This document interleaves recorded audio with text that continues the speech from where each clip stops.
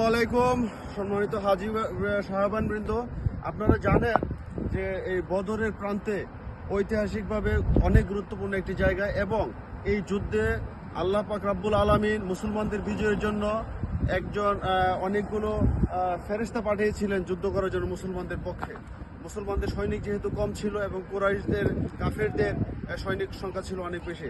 আপনাদের দেখা এই যে দূরে যে পাহাড়টা দেখা যাচ্ছে বালুর পাহাড়, ওই পাহাড়েই ফেরেশতাদের মাধ্যমে মুসলমানদের সাথে যুদ্ধে অংশগ্রহণ করেছিল। আমরা আপনাদেরকে নিয়ে যাচ্ছি এখন এখানে স্মৃতিস্তম্ভ বানানো হয়েছে 14 জন সাহাবার। আসুন আমরা স্মৃতিস্তম্ভের কাছে যাই। আমরা এখন এসেছি যে 14 জন সাহাবা মৃত্যুবরণ করেছিলেন, শাহাদাত বরণ করেছিলেন। নেম প্লেট, নাম ফলক।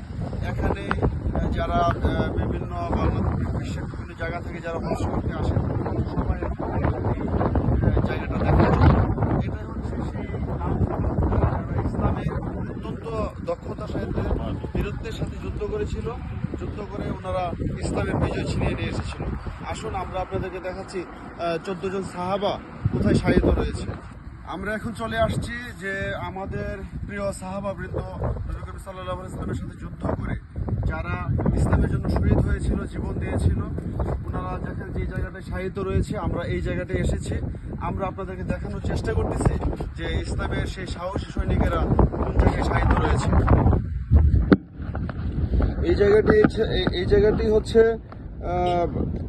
সাহাবাবৃন্দ এখানে শায়িত রয়েছে এবং এখানে আসলে আপনারা একটা বেহেশতি ঘ্রাণ পাবেন এবং যে সমুদ্র বাতাসের সাথে এটা আমার কাছে মনে হচ্ছে যেহেতু ওনারা জান্নাতবাসী, আল্লাহর প্রিয় বান্দা, নবী করিম সাল্লাল্লাহু আলাইহি ওয়াসাল্লামের সাথে যুদ্ধ করেছিলেন, এখান থেকে আসলে বেহেশতি সুখ ঘ্রাণ পাওয়া যায়।